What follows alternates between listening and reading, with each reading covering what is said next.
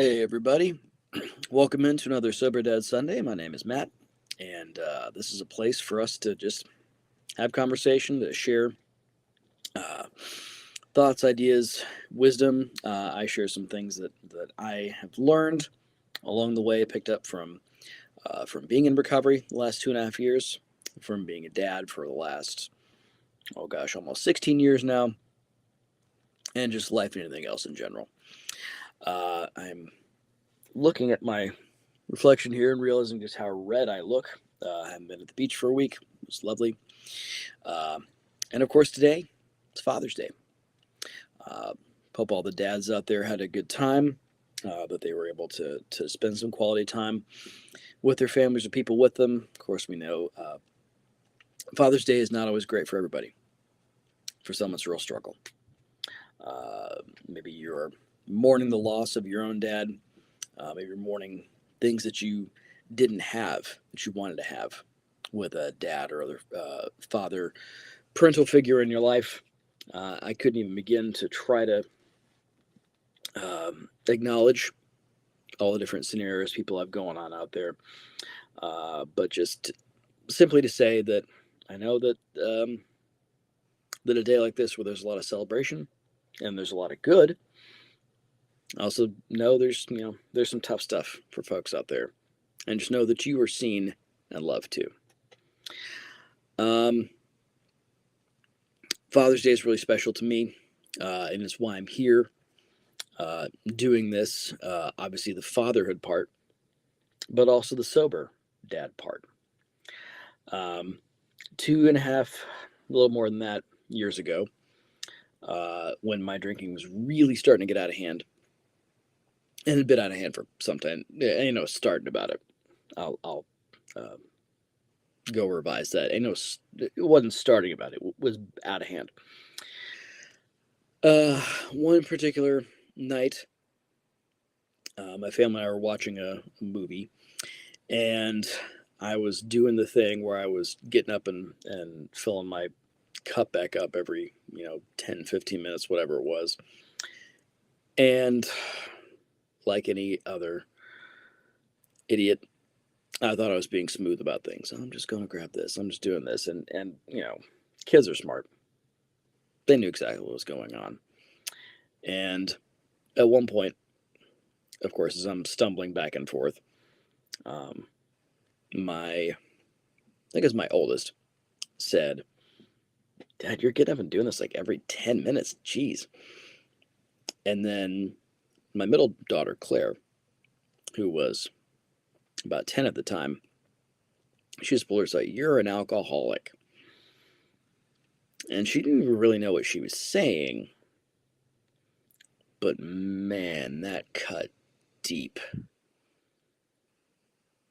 And it was that night I started to realize, oh gosh, um, I need help here. This is so out of control. Um, People who are caught up in the throes of addiction are very good at lying to themselves, thinking and talking their way around all kinds of things, and coming with rationales as to, oh, why this isn't really a problem. And I was no different. Um I could BS my way with the best of them, especially myself. But when that hit, when I heard my 10-year-old say that, I couldn't talk my way around it anymore, not even to myself.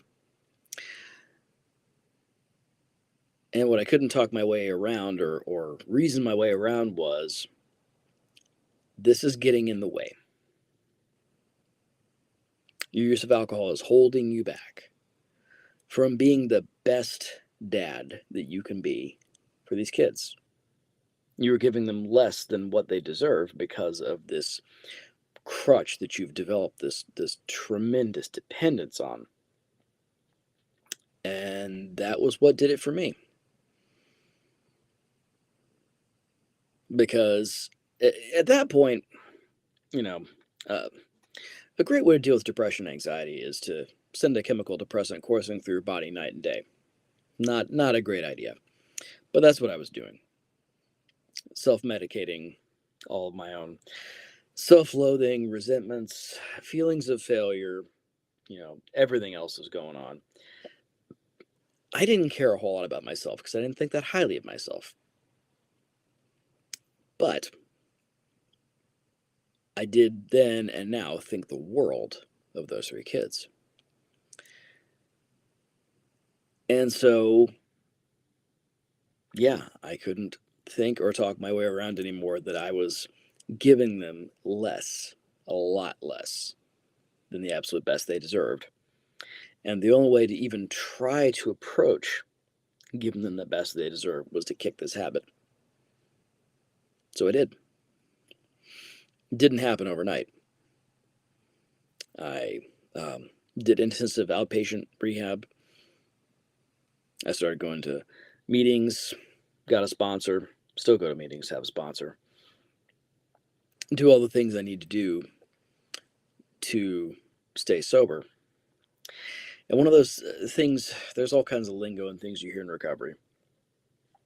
One of the things that I heard and didn't make sense to me at first is, well, you got to do this for yourself. Be selfish. And again, at that point, I did not care one bit about myself. But I cared enough for my kids to say, I'm going to do better and I'm going to be better for you guys. And along the way, I've gotten to a place where, gee, when I'm not, constantly wallowing in my own stuff, again, sending a depressant coursing through my body day and night, that I'm not just wallowing and resentful and all those things, where I've gotten to a place where I am doing it for myself because I enjoy the feeling that I have now. I don't miss a lot of the junk that went with always being hungover and trying to make sure I had enough to last me through the next day or two, all those sorts of things. I am not in any way a perfect parent, but I know that I am a much better dad now that I stopped drinking. I don't lose my temper as much the way I used to. I'm fully present in a way that I was not before, where I'm not thinking about, oh God, let's just get this done. When can I have a drink? All these other things.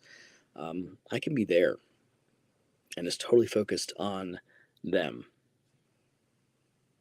because of some really hard work that I did and work that I continue to do now.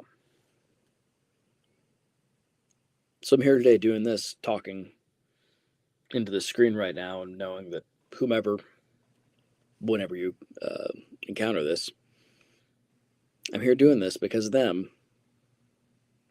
And eventually I got to a place where I could say, yeah, I'm doing this for me as well. But still, my motivation to be the best version of myself that I can be is for them. And that's why I say what I say at the close of this video. Those are some thoughts that I have on Father's Day today. So I want to put the question out there to you guys. How about you? Who are the people in your life that motivate you to try to be the best you can be? What sorts of changes, big and little, have you made along the way because you care enough about those folks in your life? Or maybe you're considering some of those changes. What helps you? What gives you that nudge that you might need? Or how are you evaluating what those changes might be? And is it necessary? Is it worth the hard work to make the change? Drop some stuff in the comments below. I'd love to hear you guys' thoughts. That's all for Sober Dad Sunday this evening. As always, I wish you peace and blessings. I wish you well, and I encourage you to give your best effort, your best energy, everything else, to becoming the best version of you that you can be for the people around you, because they're worth it. And most of all, give everything you can towards being the best version of you that you can be for you, because you're worth it.